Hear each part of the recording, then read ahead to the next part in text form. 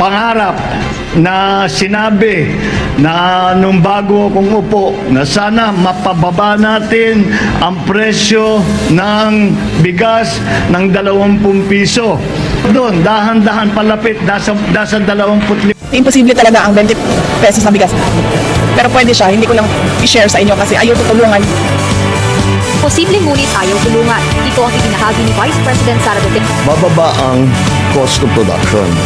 Since bababa ang cost of production, di ang pagbenta, kung bibili ang NFA, ang pagbenta ng NFA, pababa ng pababa.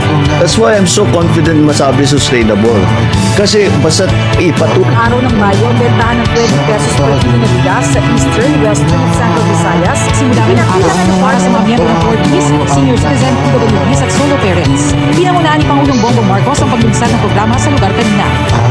500 sako ng bigas ang nilaan Sa campaign promise, 20 pesos na kilo. Napaka-imposibleng gawin yan. Because more than 20 pesos ang cost. Paano ka magbenta ng palugi?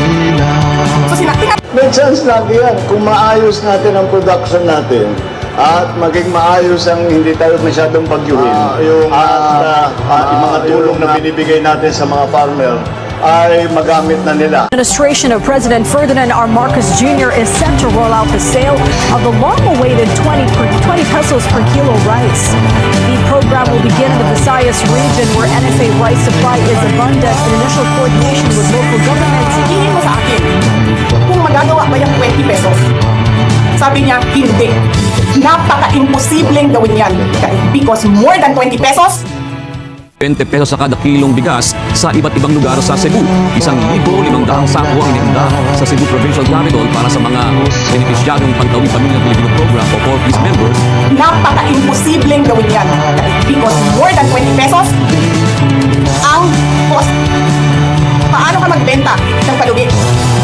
So sinaktingan. By 2028, each consumer will be allowed to buy up to 40 kilos of rice monthly, available at Kadiwa stores through local governments and in designated LGU-approved locations. Bilang pagtupad sa pangako. Ayon sa bantay ng Kadiwa ng Pangulo Store, alas 6 pa lamang ng umaga ay pinilahan na ito ng mga pamimili. Kaninang umaga rin ay nag-ikot ang ilang kawani ng Department of Agriculture upang inspeksyonin ang lot. Nakabibili na rin po ng 20 pesos kada kilong bigas ang ilang taga-Clark. Nagigit isang daan ang pinagpong manggagawa sa Clark Report at national lang doon ang mga sinamang sa murang bigas. Target ito ang i-roll out ng African Center sa Diego Bang sa Quezon City, Kabulong Public Market sa Quezon City, Bagong Silang Phase 9 Public Market sa Caloocan City, at Nabotas Agora Complex sa Nabotas City. Mabibili rin ang murang bigas sa Mandaluyong Public Market.